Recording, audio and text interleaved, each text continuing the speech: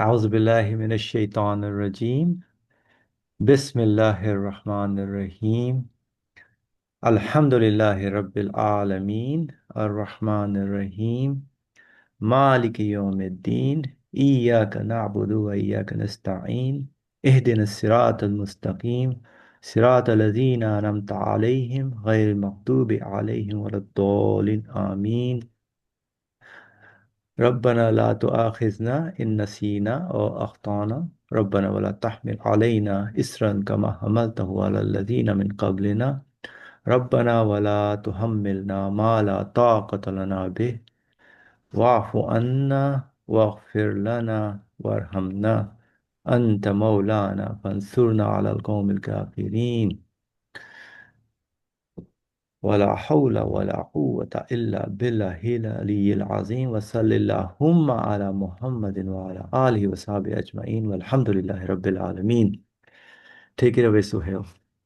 Hey, assalamu alaikum. We are reading from the 20th Flash. We read the fifth clause last weekend. Um, right now we're on page 206 of the eaterside.com.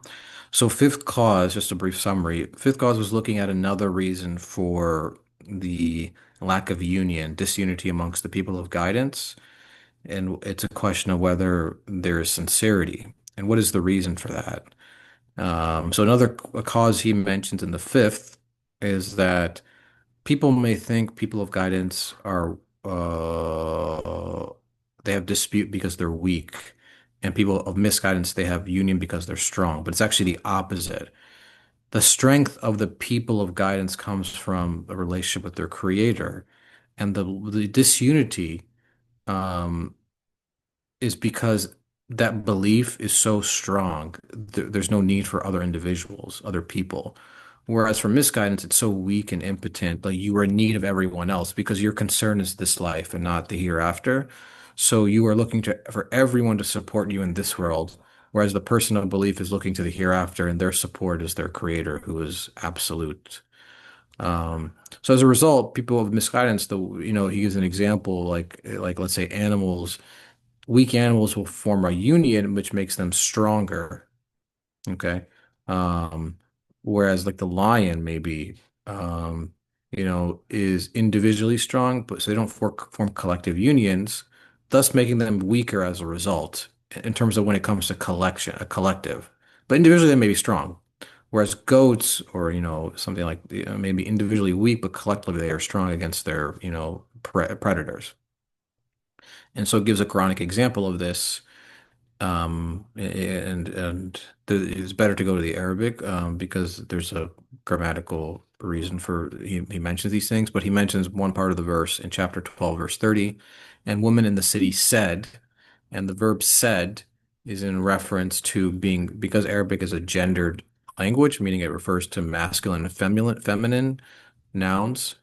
The verbs must agree, but it refers to women in the masculine sense because it sees the woman as a collective, so it expresses a sort of masculinity. They're a collection of women. So individually they may be weak, so it's considered the feminine nature may be weak physically in relation to the masculine, but collectively they are like there's a masculine expression and there's a strength to that.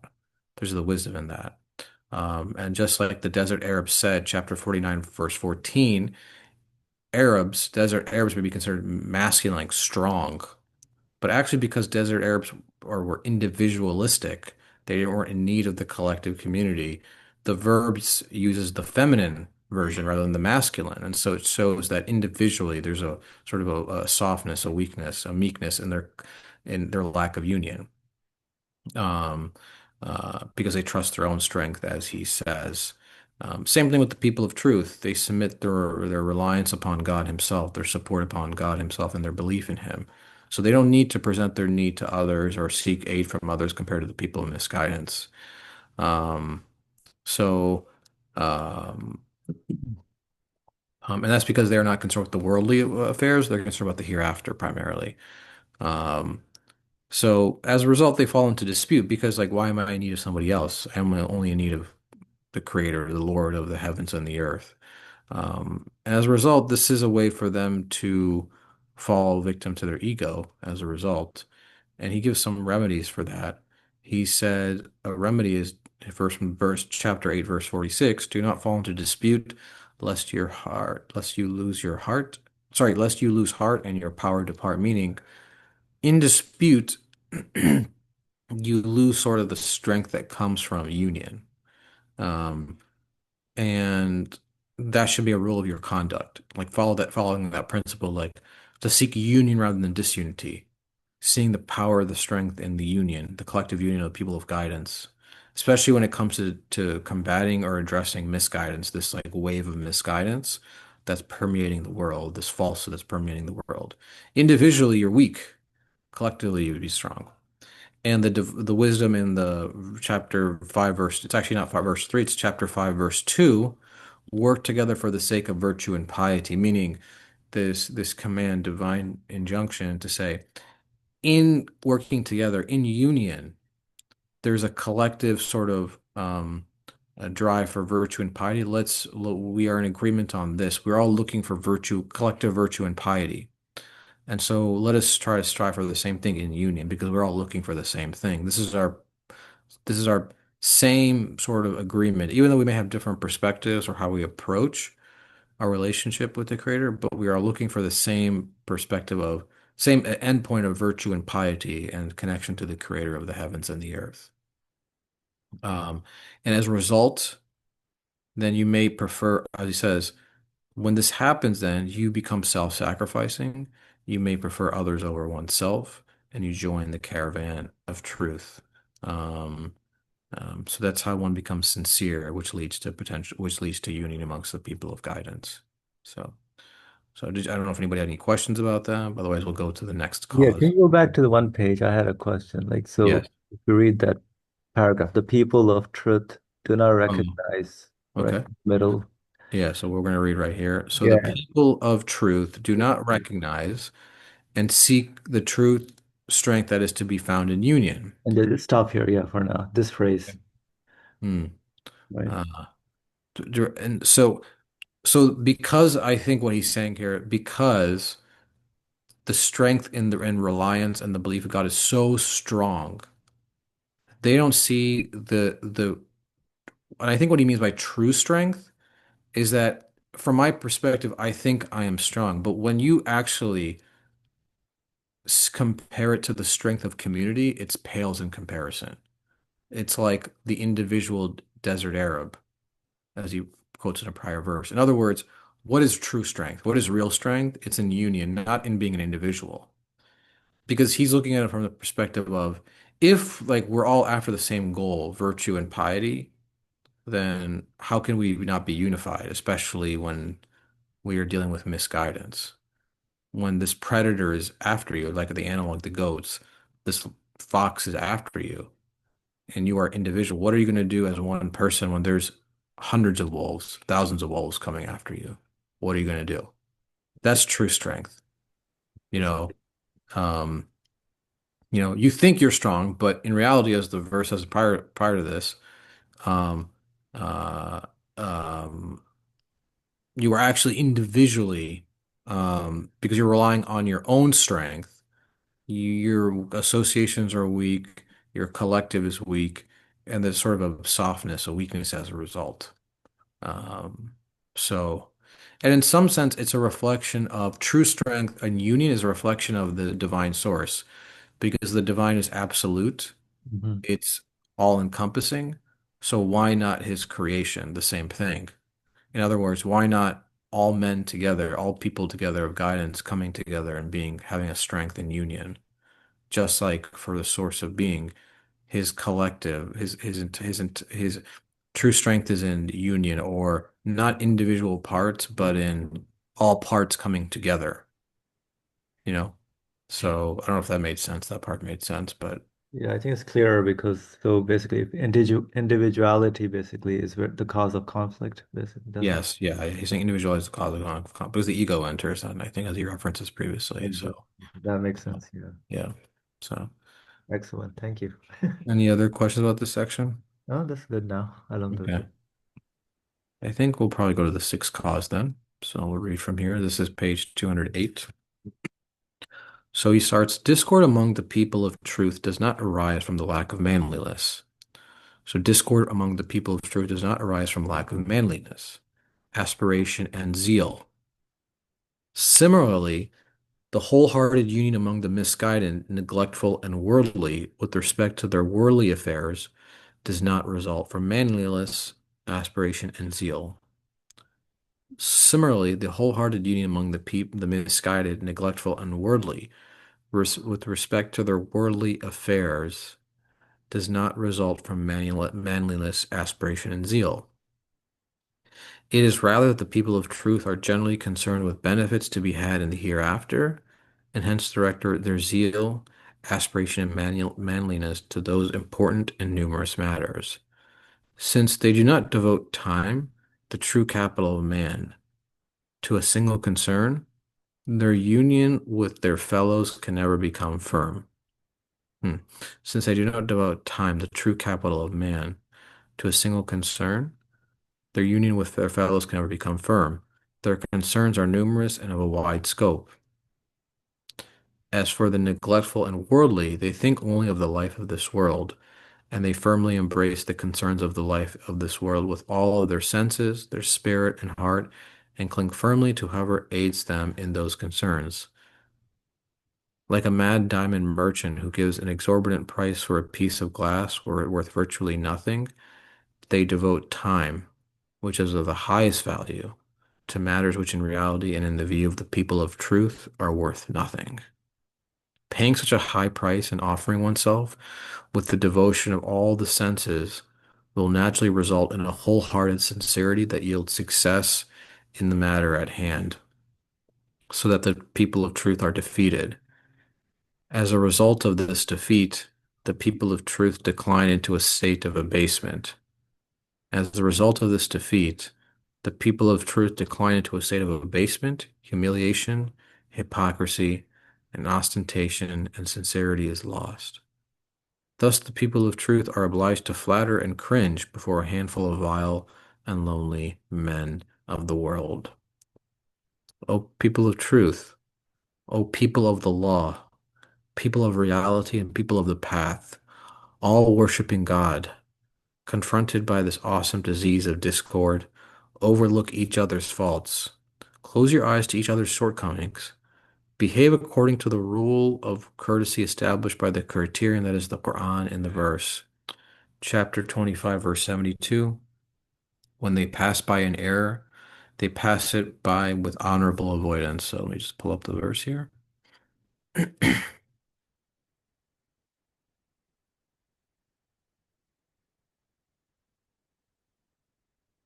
So, أعوذ بالله من الشيطان الرجيم. This is from Surah Al-Furqan. والذين يشهدون زور وإذا مر باللغو مروا كراما. And those who do not testify to falsehood, and والذين لا يشهدون زورا وإذا مر باللغو, and when they pass near ill, مروا كراما, they pass by with dignity. Hmm. Okay. Um, regarded as your primary duty, one on which your state is the here in the hereafter depends, to abandon internal dissension when attacked by an enemy from the outside, and thereby to deliver the people of truth from their abasement and humiliation. Practice the brotherhood, love, and cooperation insistently enjoined by hundreds of Quranic verses, the traditions of the Prophet upon whom be blessings and peace. Establish with all of your powers a union with your fellows, brothers in religion that is stronger than the union of the worldly. Do not fall into dispute. Do not say to yourself, instead of spending my valuable time on such petty matters, let me spend it on more valuable things, such as the invocation of God and meditation, then withdrawing and weakening unity. Do not fall into dispute. Do not say to yourself, instead of spending my valuable time on such petty matters, let me spend it on more valuable things, such as invocation of God and meditation, then withdrawing and weakening unity. For precisely what you imagine to be a matter of slight importance in this moral jihad may in fact be very great. in just the same way that under certain special and unusual conditions, the watch kept for 1 hour by a soldier may be equal to a whole year's worship. The watch kept for 1 hour by a soldier may be equal to a whole year's worship. In this age, when the people of truth have been defeated, the precious day that you spend on some apparently minor matter concerning the moral struggle may be worth 1,000 days, just like the hour of that soldier. Whatever is undertaken for the sake of God cannot be divided into small and great, valuable and valueless. An atom expended in sincerity and for the sake of God's pleasure becomes like a star. What is important is not the nature of the means employed, but the result it yields.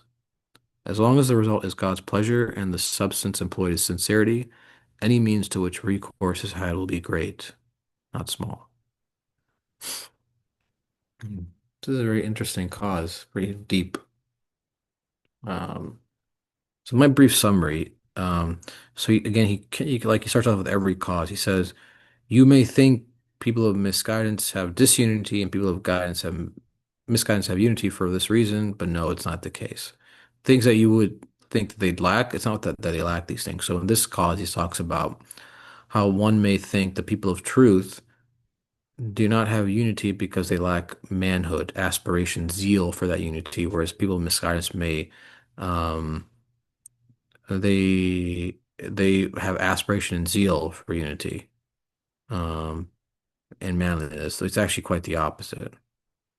Um, and so he says the people of the truth, people of guidance, they're concerned with essentially the benefits to be had in the hereafter, essentially eternal satisfaction, not this like worldly temporal satisfaction that's fleeting.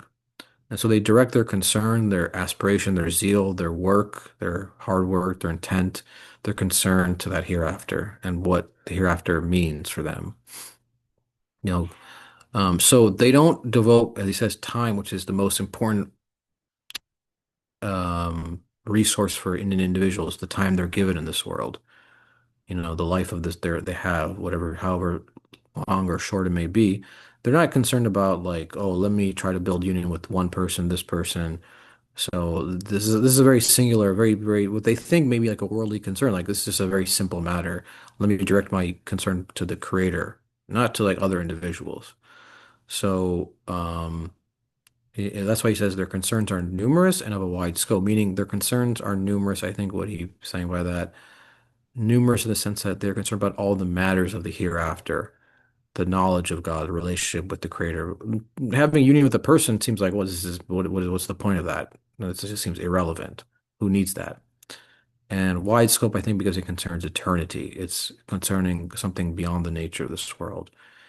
Whereas he contrasts that with people who are neglectful and worldly, the people of misguidance, they only think about this temporal world.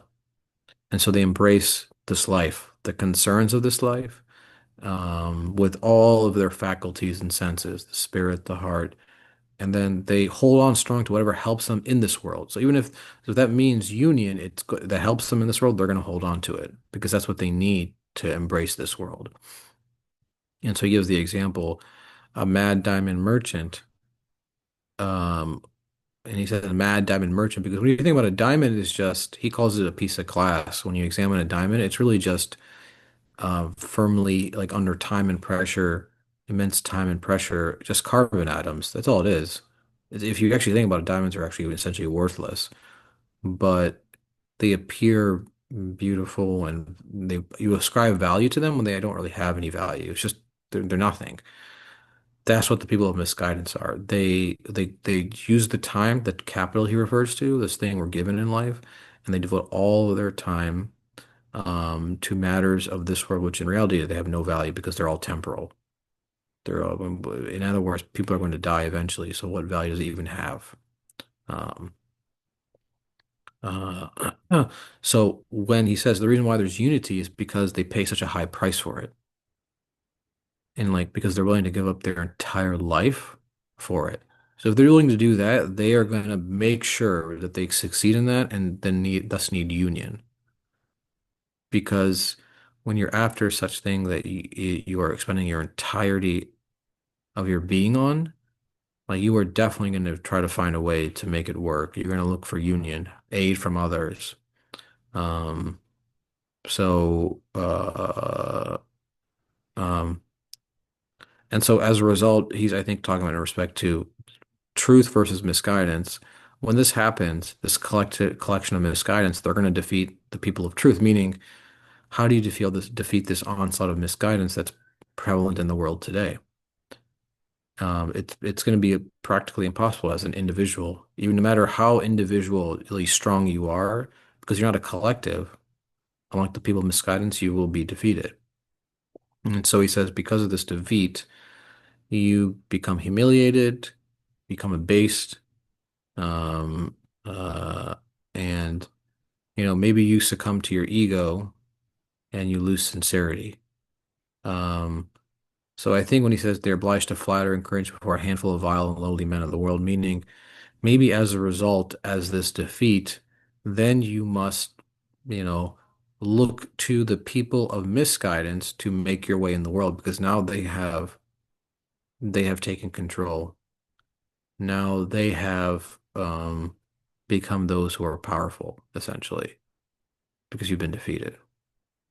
So, um, and like maybe a practical example of that would be, let's say, with people who are afraid of what they have to toe the line or they have to say what maybe the government people say or politicians say when it pertains to the truth.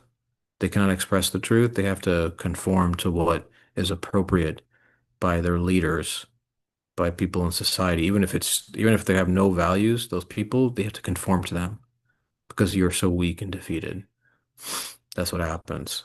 Um, So it's interesting that he says in the next paragraph, "Oh, people of truth." And who does he include among the people of truth?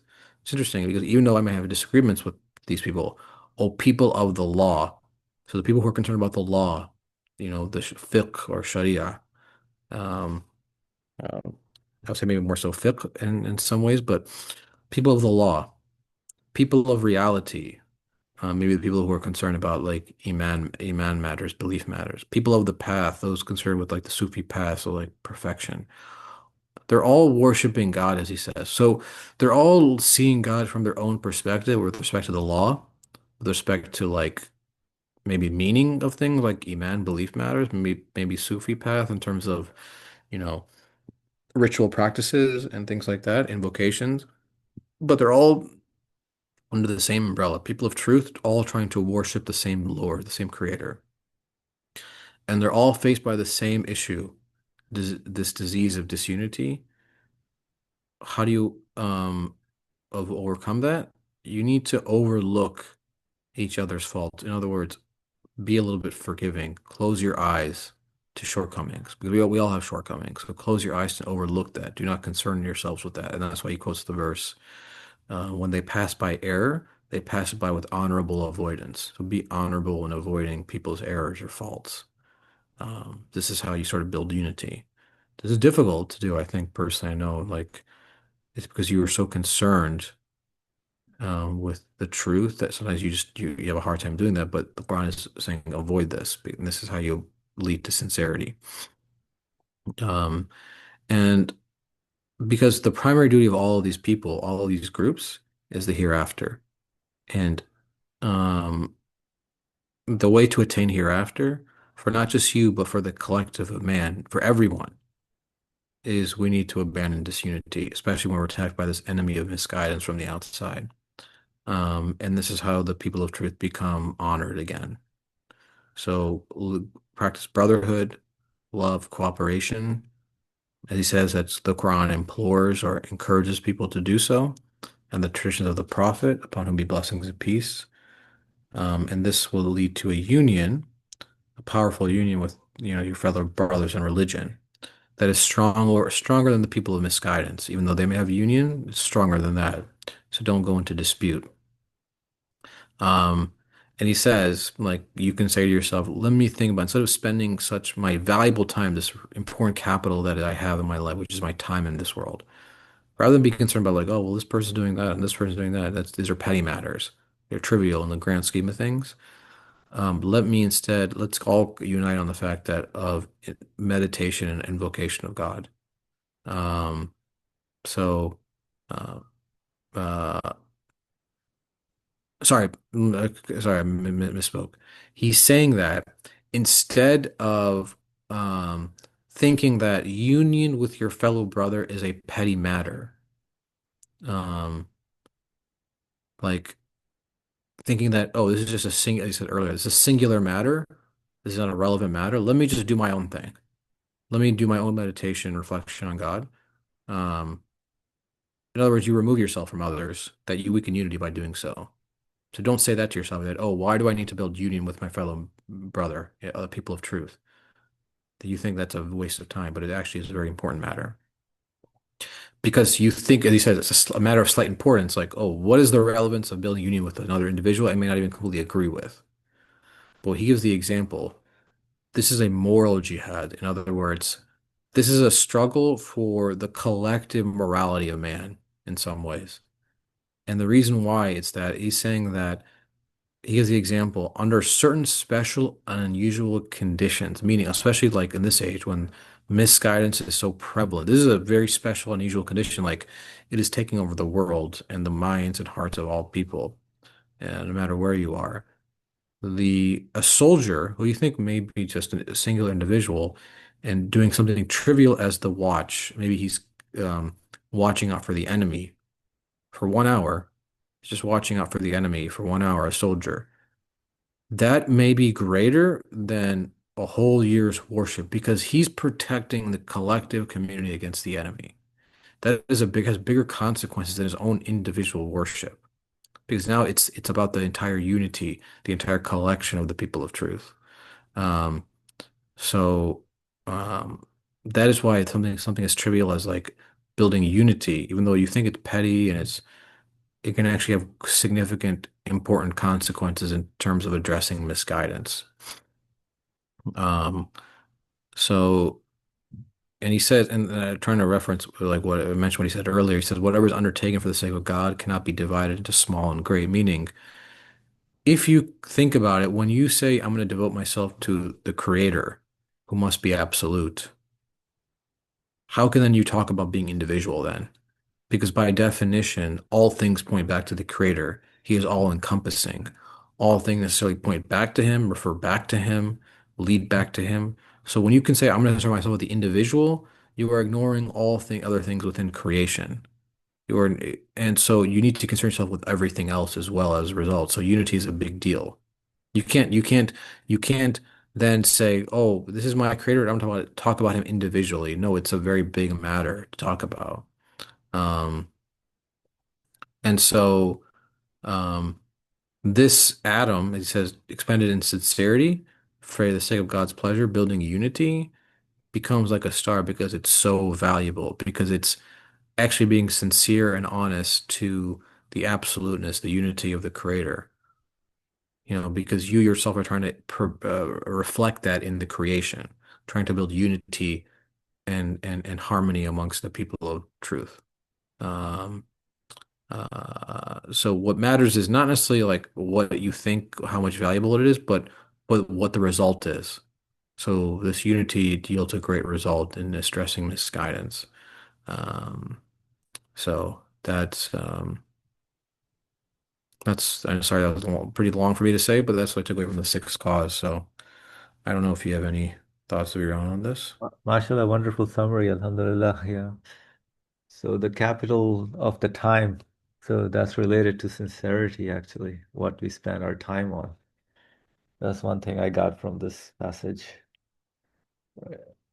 So he starts with that also, right? So whatever you're devoting your time on, that's where you're sincere about that matter.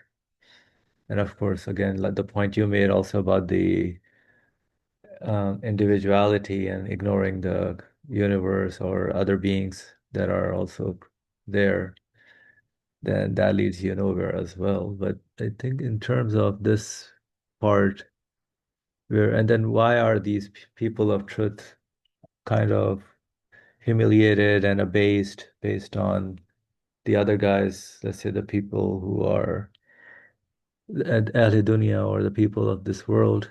I mean, they're working together, but they're spending all their time and effort in for just for the sake of this world, right? So that's why their time devotion just,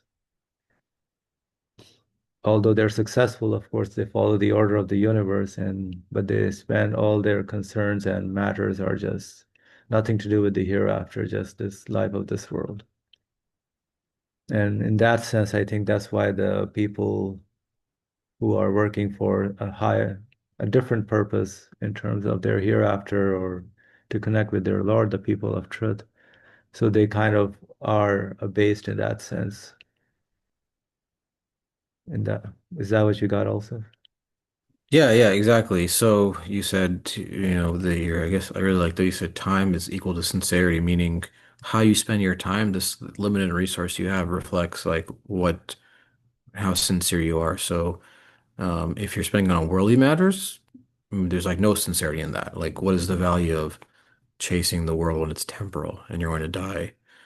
And even if you're a person of truth and you're concerned about your individual self rather than addressing what the great danger is of this age, rather than saying I'm right and I'm going to prove myself to be right and that's all I'm concerned about, rather than, okay, there's people of the law, people of reality, people of the path. We're all worshiping the same God, but look at what the big issue is nowadays. If we don't spend our time in building a strength and union around that and addressing this misguidance, then what are we really doing? We're not being sincere to God. Because truthfully, then would He want us to not establish His word in this world collectively when He is trying to address all people, all human beings, and we are concerned about our own individual self? So, yeah, sorry, I don't know if that answered your question or. Yeah, that's what I was thinking also. And then, I mean, the verse is beautiful also. Basically, when they pass by error, they pass by it with honorable avoidance. Quran section 20, 25, verse 72, which I think we need to take care of our in our lives as well. Right. So, I mean, I hear this most of the time, the discussions that we have. Oh, these guys, they do this, or like even with the other people who are on the internet or on social media, they kind of criticize many of these other guys when they're all actually, we should kind of pass by it with honorable avoidance, right? There are better things to spend our time on rather than criticizing something. Yeah, interesting. It says honorable avoidance, and so you ignore it, but then you don't yourself fall into the same trap of like, oh, let me judge them. Let me just say like, oh, why are they doing this, this, and this? You do your job of building unity and strength and unity rather than being concerned like somebody else is doing this and saying that, being critical. I think that's the beauty of the verse. There's still an honor in avoiding it. It's like don't pass by and say, oh, let me criticize it myself now. No, you just ignore it. You just pass by it and move on and do the greater task. Because even then you fall into the trap of, oh, let me myself do the same thing. Let me be critical. Then you're just falling into the same trap. You're just wasting your time, the valuable resource. You're falling into the same petty, insignificant matter. So, you know, Yep. And then he's saying practice brotherhood basically as a how to handle that. Love and cooperation intensely enjoyed by hundreds of Quranic verses and traditions of the Prophet, upon whom be blessings and peace. yeah, yeah, exactly. And like building a union with your fellow brother. So, and it's interesting. He says like people still may think like, oh, what's the value in doing this? This is a trivial matter, or let me just focus on myself. But they don't see unity as actually something that's a divine injunction, divine command, because they think unity is a waste of time, even though this Lord that they're worshiping, this creator, addresses not them individually, but them individually in the context of the entirety of the heavens and the earth, the entirety of the universe. So, yes, they're being addressed individually, but individually along with everyone else, you know. And then also, if you think about it, like, from the Quranic perspective, like everybody's their own Khalifa, their own representative, but a representative not just of themselves, but the entirety of creation.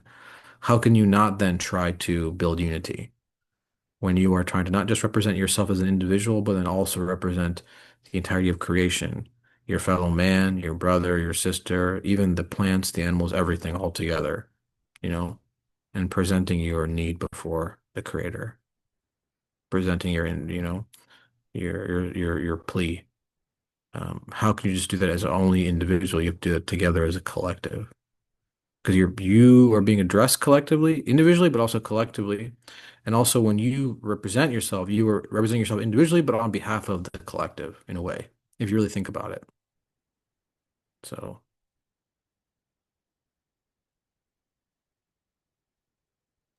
Yeah, Alhamdulillah. um, any other thoughts on this cause? So how long is the seventh? Let's go to the seventh, I think, right? Yeah, seventh's a little bit longer, but we can read up. Oh, yeah, inshallah. Yeah, so seventh cause. Dispute and rivalry among the people of truth do not arise from jealousy and greed for the world. Dispute and rivalry among the people of truth do not arise from jealousy and greed from the world. And conversely, union among the worldly and neglectful does not arise from generosity and magnanimity. Union among the worldly and neglectful does not arise from generosity and magnanimity. It is rather that the people of truth are unable to preserve fully the magnanimity and high aspiration that proceed from the truth. It is rather that the people of truth are unable to preserve fully the magnanimity and high aspiration that proceed from the truth, or the laudable form of competition that exists on God's path. Infiltrated by the unworthy, they partially misuse that laudable form of competition and fall into rivalry and dispute, causing grave harm both to themselves and to the Islamic community. So again, it is rather that the people of truth are unable to preserve fully the magnanimity and high aspiration and proceed from the truth. People of truth are unable to preserve fully the magnanimity and high aspiration that proceed from the truth, or the laudable form of competition that exists on God's path. Infiltrated by the unworthy, they partially misuse that laudable form of competition and fall into rivalry and dispute, causing grave harm both to themselves and to the Islamic community. Um, as for the people of neglect and misguidance, in order not to lose the benefits with which they are infatuated and not to offend the leaders and companions they worship for the sake of benefit, in their utter humiliation, abasement, and lack of manliness, they practice union at all costs with their companions, however abominable, treacherous, and harmful they be, and wholeheartedly agree with their partners in whatever form may be dictated by their common interest. As a result of this wholeheartedness, they indeed attain the benefits desired. So, O people of the truth, given to dispute and afflicted with disaster, it is through your loss of sincerity and your failure to make God's pleasure your sole aim in this age of disaster that you have caused the people of truth to undergo this humiliation and defeat. O people of truth, given to dispute and afflicted with disaster, it is through your loss of sincerity and your failure to make God's pleasure your sole aim in this age of disaster that you have caused the people of truth to undergo this humiliation and defeat. In matters relating to religion and the hereafter, there should be no rivalry, envy, or jealousy. Indeed, there can be none of these in truth. The reason for envy and jealousy is that when several hands reach out after a single object, when several eyes are fixed on a single position, when several stomachs hunger for a single loaf of bread, first envy arises as a result of conflict, dispute, and rivalry, and then jealousy. Since many people desire the same thing in the world, and because of the world, narrow and transitory as it is, cannot satisfy the limitless desires of man, people become rivals of each other. However, in the hereafter, a 500-year paradise will be given to a single individual. However, in the hereafter, a 500-year paradise will be given to a single individual. 70,000 palaces and houris will be granted to him, and every one of the people of paradise will be perfectly satisfied with his share. So there's a footnote. An important question raised by a significant person. According to tradition, a 500-year paradise will be given to everyone in paradise. How can worldly intelligence comprehend this truth?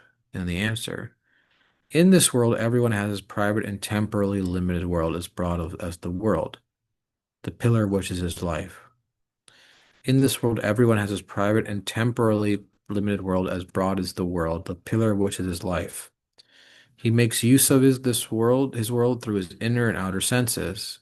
He says to himself, "The sun is my lamp, the stars are my candles." The existence of other creatures and animate beings in no way negates his ownership of these. On the contrary, they brighten and illumine his world. In the same way, although an infinitely higher plane, in addition to the garden of each believer that contains thousands of palaces and uris, there's a private 500-year paradise for everyone, apart from the general paradise. He will benefit from this paradise and eternity through his senses and feelings according to the degree of development they have reached. The fact that others share in the general paradise in no way harms his own ownership or benefit, but on the contrary strengthens these and adorns the vast paradise. Man in this world benefits from a garden lasting an hour, a spectacle lasting a day, a country lasting a month, and a journey lasting a year with his mouth, his ear, his eye, his taste, and all his other senses. So too in that realm of eternity, his sense of smell and touch, which in this transient world barely profit from a garden lasting an hour, will benefit as if from a garden lasting a year. The sense of sight and hearing, which barely profit from an excursion lasting a year, will there be able to benefit from a 500-year excursion in a manner that fitting to that realm, adorned from end to end. Every believer will benefit there according to his spiritual rank, and gain delight and pleasure through his senses that will expand and develop in relation to the reward he has earned in this world and the good deeds he has performed. Um, so I will continue here. That was a long footnote. It is thus clear that there is no cause for rivalry in the hereafter, nor can there be rivalry. In that case, neither should there be any rivalry with respect to those good deeds that entail reward in the hereafter. There is no room for jealousy here. The one jealous here is either a hypocrite seeking worldly result through the performance of good deeds, or a sincere but ignorant devotee, not knowing the true purpose of good deeds, and not comprehending that sincerity is the spirit and foundation of all good deeds. By cultivating a kind of rivalry and hostility toward God's saints, he is in fact placing in doubt the breadth of God's compassion. Let me actually stop there. I know it's a long section. We'll just first summarize these two paragraphs. Is that okay? Yeah, yeah, let's do that. Okay. Um, so seventh cause. He says, from what I gather, that that again, what is the cause of disunity? It's not from the amongst people of truth. It's not because of jealousy for the world and greed for the world. And union amongst the neglectful, the worldly, it's not from being generous or magnanimous, meaning like giving or just like of like a higher character trait. No. He's saying that rather people of truth, they're unable to preserve this sort of magnanimity, this sort of like high status. Would you say like sincerity, like Yeah, sincere. solid sincerity? Yeah, in a way. Let me look at a better word for it. It's hard for me to magnanimous. Let's look see what that means. Highly moral, especially showing kindness or forgiveness as in overlooking insults or not seeking revenge. So yeah, like they're very sort of um forgiving, not seeking revenge. They look beyond people's faults, you know. Um, so it's not because they're generous and magnanimous. It is rather the people of truth are unable to preserve it fully, like this sort of high status, their high character trait. Um, uh, um, so they're not able to preserve this magnanimity and this aspiration for magnanimity to overlook other people's errors or faults for the truth. Um, uh, or they're not able to overlook, like, they don't look at competition as the laudable form of competition, meaning like not competition like, okay, this person is on the path to knowing God, let me also try to seek knowledge of God. Let me also try to come closer to Him and know Him. That's good competition. Like seeing others and say, "This is possible. Let me do this myself." Let me like it's an encouragement rather than like they may what may happen is, "Oh, this person's on the path. Why does this person have it and not me?" That's not a good form of competition. Um, uh, So they're not able to preserve this high character trait, like overlooking the fault of others, being generous and forgiving of others. Um, and they're not able to see the competition on the God's path as the laudable form. They get jealous of others, maybe, rather than saying, "Oh, let me be encouraged by others instead." That's a good form of competition. And it may be because they may be infiltrate. I mean, people amongst people of truth there might be people, I guess what he means by infiltrated by the unworthy, maybe people who don't really are not sincere. Um, they form a competition or rivalry as a result. Um, and so it causes harm to themselves and to the bigger community at large, meaning then they start getting into dispute, argumentation, debate, error, things like that, like we kind of referenced in other ones. So he's saying maybe also there's infiltration by people who are not even worthy of being sincere on God's path. Like they've not really understood what it means to be on God's path. Um, so people of neglect, however, they and misguidance, in order to for them to attain the worldly and not lose the benefits of the worldly, they don't want to offend the people leading the world. Or the companions in the world because they're after the worldly thing. So like rather than offend or cause rivalry, let me just get along with everybody so I can attain the worldly myself. Because they're all looking for the same benefit, you know. So there's a risk in offending others, causing rivalry and dispute. Um, and that sort of makes people lowly. Like you will just, become anyone for the sake of attaining worldly pleasure. You know, you will abase yourself. You will have low moral character. But you're looking for union because you're after the same thing at all costs. Um, So it doesn't matter what somebody else believes. You're like, I'll believe it. I will do it as long as I get my benefit from it. Um, and so as a result, because of sort of this, like they don't have a rivalry or a jealousy per se. They're all looking for the same thing. They come together in union. They get the benefits together as a result. Because again, like they're all after this sort of narrow temporal world. So you should not offend others in order to try to get it. Otherwise, you may lose. you know. It's very temporal, it's very narrow, meaning, you think maybe like if I offend somebody, I mean, I get it then because it's limited in some sense or created. Um, uh, Whereas he's saying like he says, uh, the people of truth, um, uh, because of dispute, and this loss of sincerity, um, that is the reason for like humiliation and defeat for the people of truth in this age. Because falling to dispute, to rivalry, to jealousy, losing sincerity and therefore God's pleasure, meaning which is like the sole aim to try to fulfill God's will in this world collectively. Like people have truly become defeated essentially. That's why you see misguidance and disbelief so prevalent, just like this civilization, this way of thinking. Um, but interestingly, when you think about it, when it comes to truth, how can there be rivalry? He's saying there should be no rivalry, envy, or jealousy. Like that's contradictory to the truth itself, because you see all things proceeding from the same absolute creator, same absolute source. So how can there be a rivalry? We are all, companions. We are all from the same source. We all should have mutual cooperation. There can be, he says, there can be none of these in truth. Like in reality, when you think about it, when they're all from the same source, how can there be jealousy and envy and rivalry?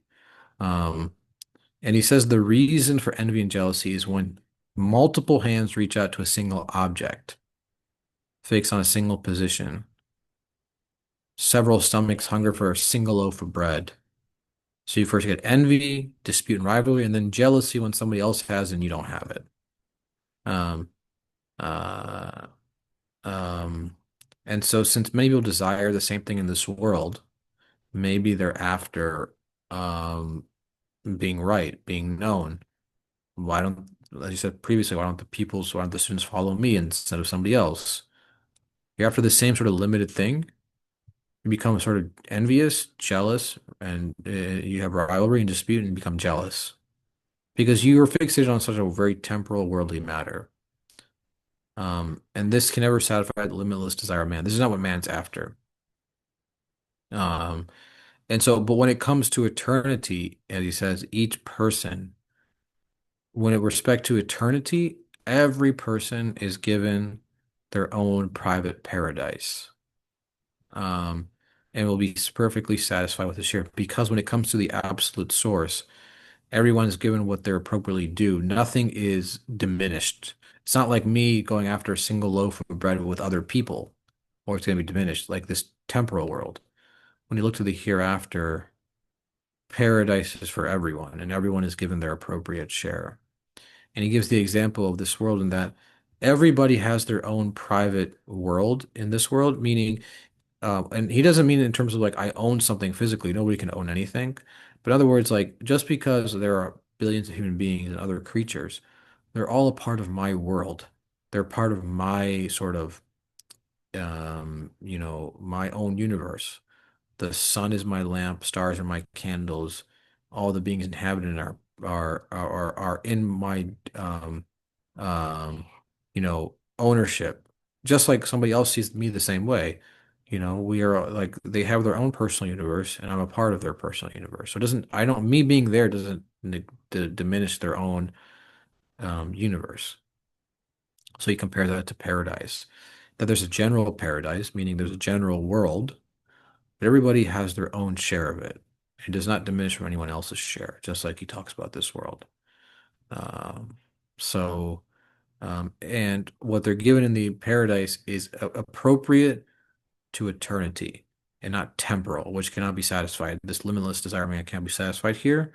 So, you can't be jealous or rivalry because your limitless desire is not even compatible with this world. What you get from this world is not even compatible with the limitless desire of this world. you know? So we're all looking to the same hereafter, and even we're all looking to the same hereafter, we are all given appropriate to what our work is in this world. It does not diminish from somebody else's work, as you gave, like I said in this example. So there shouldn't be any rivalry then for the hereafter, nor can there be when you think about it in this way. Um, and it's sad when he mentions good deeds. I find that interesting because people think seeking God's pleasure or eternity is in terms of like as if like it's a bank account. Like let me quantify how many good deeds I did. It's a bank account. I get 5 deeds from this, 10 deeds from that, and if I get 10 deeds, that means somebody didn't get those 10 deeds. That's not.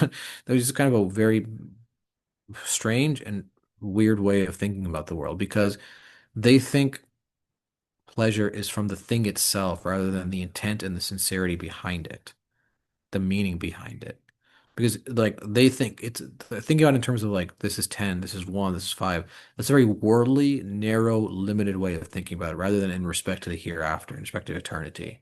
So when you have that perspective, he says maybe you have that perspective because you're just ignorant, not knowing the true purpose of good deeds, or you may actually be, like trying to be ostentatious. You might be trying to show off to people, which is also hypocritical. That's just fundamentally hypocritical. Like you're saying, I'm doing this for the hereafter, but trying to show off to man. It could be for those two reasons. Maybe you just don't know, or you're being a hypocrite. You are missing the point of what a good deed is. It is fundamentally about your intent and sincerity to seek union with God or God's pleasure. Um, so, um, that's kind of what I took briefly away. I know we're up against time. I know that's what we took briefly away from the first two paragraphs before we continue next time. But do you have any thoughts yourself? Yeah, that footnote was pretty long actually. So what is that Yeah. 500-year paradise compared to the general paradise? Yeah. Yeah, I think like 500 year meaning it's just like an analogy, it's for me to understand in relation to my world right now. In other words, like the breadth of it is 500 years. If I were to traverse it, it'd be 500 years long. I think that's what he like is trying to say. So like I can go around the world like in an airplane in like I don't know how many hours, maybe one day. That's the breadth or length of the world. Whereas my private paradise is 500 years in length. It's just an analogy. I You see. know, do you see Mm. what I'm saying? I think what he's saying. You know, like that's how vast it is or wide it is. You can't. It's even that is not really probably doing it justice because it's like it's just a way for me to grasp the concept. You know, Right. you know, it's like the distance of like a light year and 500 light years, like just like how vast the distance of something is. You know. Yeah. Um, Yeah, in the middle, he says he will benefit from his paradise, this paradise internally through his senses and feelings, according to the degree of development they have reached. That was Yeah, so that's kind of like what he says, but I think that's what he's saying about people who don't understand what the nature of a good deed is. The nature of a good deed isn't about like this temporal, like, oh, let me accumulate one thing, two things. It's about development of the faculties and senses in terms of getting it ready for eternity, Hmm. you And know? yeah, so this is what we should spend our time on. Yeah. Yeah, rather than like, oh, I accumulated 10D. Like that doesn't mean it means meaningless. It doesn't mean that's not even what it means. But Mhm. it's about developing it for eternity. The faculty and senses to be appropriate for eternity. That's how much benefit you get from eternity is how much you've developed it to receive like eternal satisfaction. So, um, I think that's like what he's trying to say here. Yeah. Yeah. And the jealousy comes from like the worldly matters, basically, right? And then, Yeah, and like I think what he's saying is people seeing the world is then that's what I'm after, then I get jealous. And whereas how can you be jealous in truth or envious or have a dispute when you're all after the same goal, which is a hereafter, and the hereafter is limitless. correct. Yeah. Eternity. Like, how can my share diminish from someone else's share? Hmm. And he gives an analogy, like I said, of this world, my own world, even though you may be in it, doesn't diminish from my what I take away from this world. Do you see what I'm saying? Like, the meaning I get from it, Correct. Yeah. you know, how I understand about the world. Just because you're there doesn't, it's actually, it enhances it. It's a part of it. It makes it broader or bigger, if anything. Mm. So, um, um, yeah. So that's kind of what uh, Uh, that's why he says the existence of other creatures and beings in no way negates his ownership of these. On the contrary, they brighten and illumine his world, meaning they make it more meaningful, I think. So the rest of the beings, everyone Yeah, can yeah, claim ownership of them, yeah, yeah, in their private world. yeah. So you have your own private world, I have my own private world. Yeah. Someone else has their own private world. We don't diminish from that, and if anything, we enhance the meaning of it. What does it mean? Right. You know? So, So that's yeah. beautiful. Um, probably should stop there, no? Yeah, Before we go. yeah, let's do that. Okay, so inshallah we'll pick up, I guess, next week as we continue Yeah, the study of the inshallah. comments. So, Okay. Bismillah ar-Rahman ar-Rahim. Subhanaka la ilma lana illa ma alamtana innaka antal alimul hakim wa akhiru da'wana alhamdulillahi rabbil alameen. From the Surah Al-Fatiha.